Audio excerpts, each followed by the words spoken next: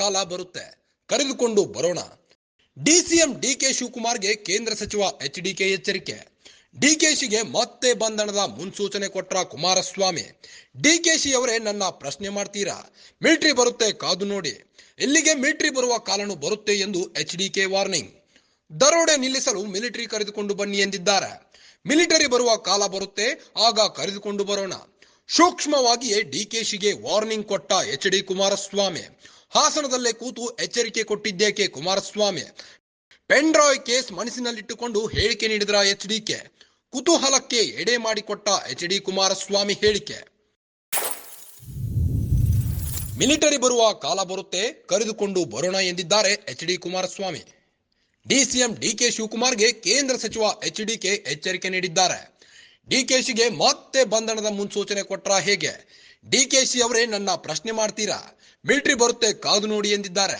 ಇಲ್ಲಿಗೆ ಮಿಲಿಟರಿ ಬರುವ ಕಾಲನು ಬರುತ್ತೆ ಎಂದು ಎಚ್ಡಿಕೆ ವಾರ್ನಿಂಗ್ ನೀಡಿದ್ದಾರೆ.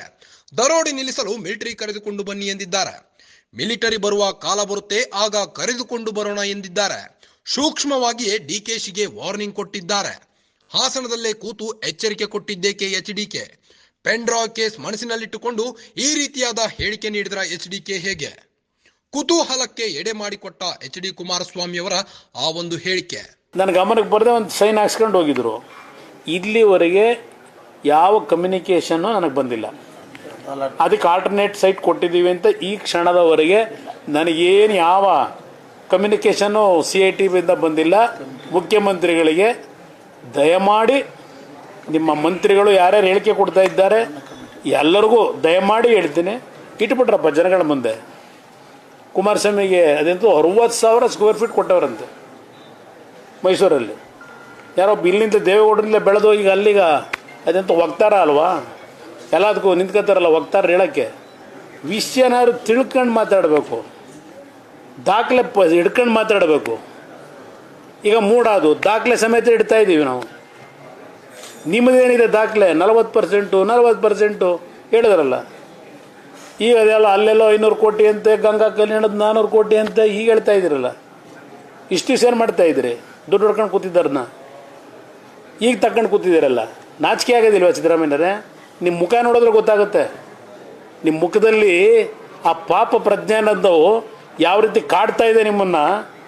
ನೀವು ಮಾಧ್ಯಮದ ಮುಂದೆ ಕೂತಾಗ ಕಣ್ಣಿಗೆ ಕಾಣ್ತಾ ಇದೆ. ಮೊನ್ನೆ ವಿಧಾನಸಭೆಯಲ್ಲಿ ನಿಮ್ಮ ಉತ್ತರ ಇದೆಯಲ್ಲ, ಹಿಂದೆ ಯಾವ ರೀತಿ ಉತ್ತರ ಕೊಡ್ತಿದ್ದೀರಿ, ಮೊನ್ನೆ ಯಾವ ರೀತಿ ನಡ್ಕೊಂಡ್ರಿ, ಎಲ್ಲ ಕಾಣ್ತಾ ಇದ್ದೇವೆ. ಅದರಿಂದ ಈ ಸರ್ಕಾರದ ಪಾಪದ ಕೂಡ ತುಂಬೋಗಿದೆ. ಬಹುಶಃ ಅದಕ್ಕೆ ಇರಬೇಕೇನೋ ನಮ್ಮ ಉಪಮುಖ್ಯಮಂತ್ರಿಗಳು. ನನ್ನ ಕುಮಾರಸ್ವಾಮಿ ಇಲ್ಲಿ ಯಾಕೆ ಬರ್ತಾನೆ ಇಲ್ಲಿ ಮಿಲ್ಟ್ರಿ ಕರ್ಕೊಂಬಂದವನ ಅಂತ. ಮಿಲ್ಟ್ರಿನ ಬರೋ ಕಾಲ ಬರುತ್ತಿಲ್ಲಿ, ಕರ್ಕೊಂಡು ಹೋಗಿ ಇವ್ರನ್ನ ಒಳ್ಳೊಳ್ಳೆ ಕೆಲಸ ಮಾಡ್ತಾವ್ರಲ್ಲ. ಪಾಪ ಅವ್ರು ಯಾಕೆ ಹೇಳಿದ್ರು ಅಂತ ಆಮೇಲೆ ನನಗೆ ಅರ್ಥ ಆಯಿತು. ದರೋಡೆ ನಡೀತಿದೆಯಲ್ಲ ಇಲ್ಲಿ, ಆ ದರೋಡೆ ನಿಲ್ಲಿಸೋಕ್ಕೆ ಮಿಲ್ಟ್ರಿ ಅವ್ರನ್ನ ಕರ್ಕೊಂಬನ್ನಿ ಅಂತ ಹೇಳಿರ್ಬೇಕು ನನಗೆ. ಸ್ವೇಚ್ಛಾಚಾರವನ್ನು ನಡೆಸ್ತಾವ್ರಲ್ಲ ದರೋಡೆ, ಅದು ನಿಲ್ಲಿಸೋಕ್ಕೆ ಮಿಲ್ಟ್ರಿ ಅವ್ರು ಕರ್ಕೊಂಬನ್ನಿ ಅಂತ ನನಗೆ ಉಪದೇಶ ಮಾಡಿರ್ಬೇಕು. ಅದು ಬರೋ ಕಾಲ ಬಂದರೆ ತರ್ಸೋಣಂತೆ. ಎಲ್ಲ ಒಳ್ಳೇದಾಗಲಿ ಬಿಡ್ತದೆ.